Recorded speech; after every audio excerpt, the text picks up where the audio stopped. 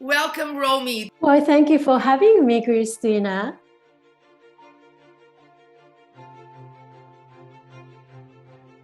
Reconnective Talk is back with another episode.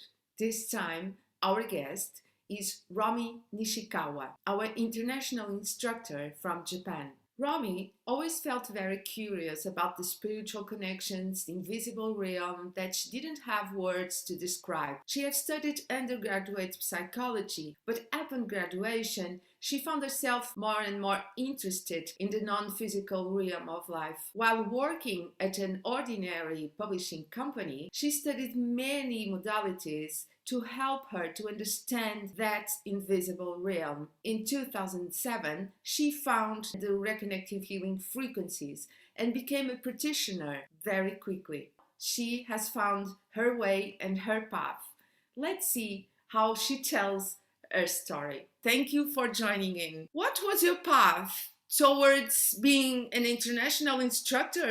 I know you have studied psychology. How was it? When I took psychology at the university, there was no word for consciousness or dimension or quantum physics. We just went through the general psychology and I studied child cognitive psychology, but they always felt something more should be there. But you took the course and then you went to work in a publishing company. How was it? Well, the work, it was work. So at the same time, I just pursue my own searching for something spiritual. So I took a meditation course, studied Deepak Chopra. He is very famous. I took his course. I did all sorts of spiritual work. Have you grown inside with those courses, or you were still looking for that thing? I think I was still looking for something. So that's why I kept continuing my spiritual path. I read many, many books, hundreds of books, hoping to give me the answers what I'm looking for, but none of them did. It was, I think, looking back at then, the teaching was based on the duality. I understand. And outside of that, it's all the energetic work is focused on outside of techniques. Tell me, how was your first encounter with the frequencies of reconnective healing? I was at the beauty salon, reading magazines for fashion magazines, and there was this little advertisement saying there will be the seminar in Japan, Reconnective Healing Seminar in Japan. It was 2007, 15 years ago. That was when the book Reconnection in Japanese was published in Japan, and the publishing company started to organizing the seminar. So they put this little ad on the fashion magazines, and doing all that, pursuing all that energetic path, the spiritual path, I got very curious. It was not really common for the high fashion magazine put that kind of spiritual seminar advertisement in the magazines. And along with that, there was an advertisement for the Cartiers or Harry Winston, Bulgari, jewelries. And there it was the reconnection. Reconnection.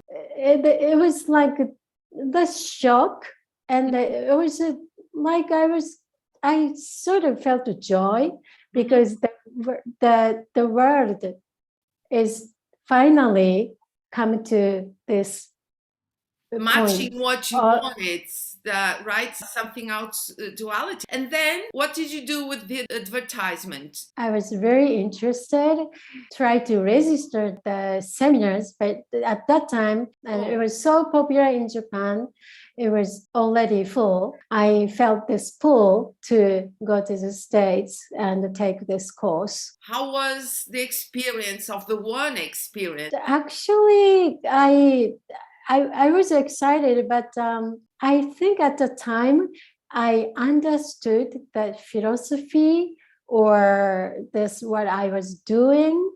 But looking back and taking this journey, Yeah. I did not understand anything at all. I was just, I did not grasp what was going on, and I did not grasp it. But it was fun, and doing this sessions and experiencing the energetic interaction with the field. I came back, and I was with my boyfriend at the time. Okay. But something happens and we broke up. So I had to work. I had to be very independent.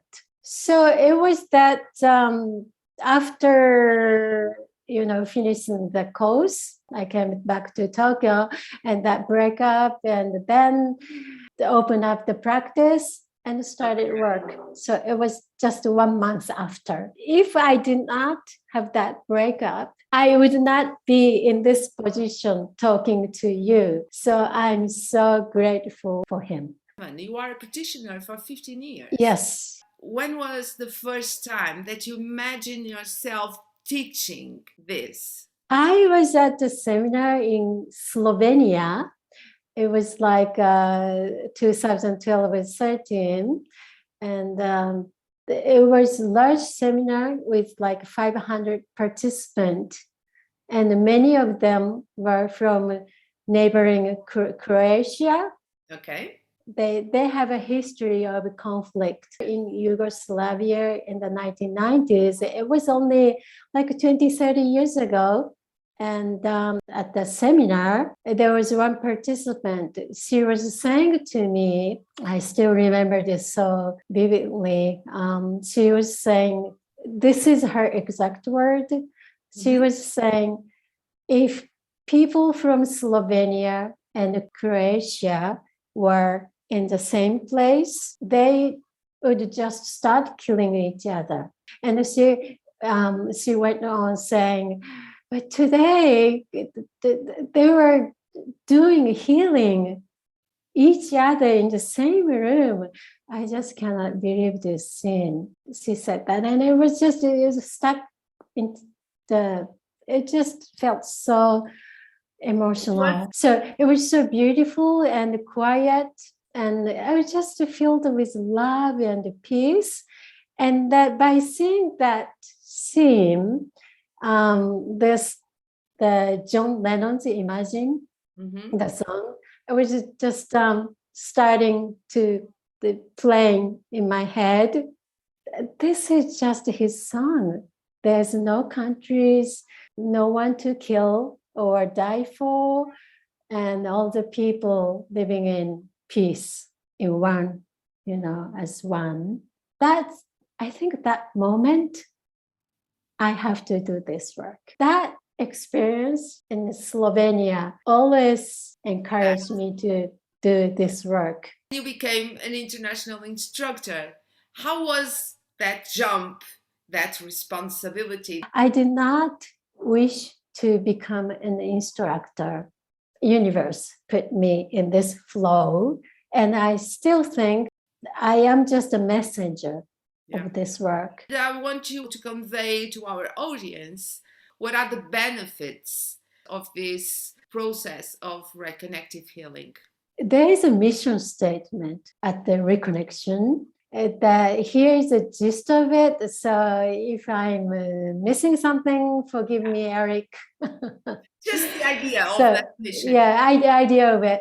This frequency, reconnective healing, is based on the love and is bringing humanity together and to promote our infinite evolution. So that's our statement, and that's what we are doing. Like the scenery I witnessed at Slovenia.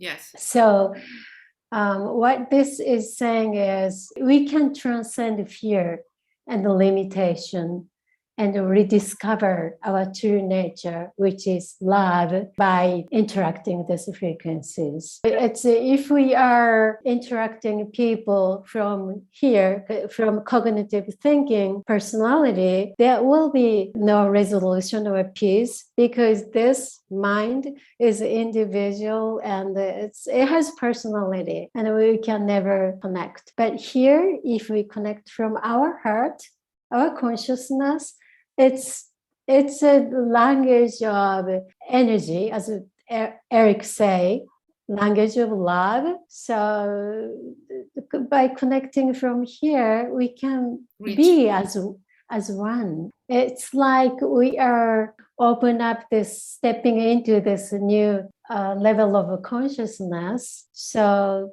you can be more peaceful and be yourself and be true to yourself. What are your projects right now?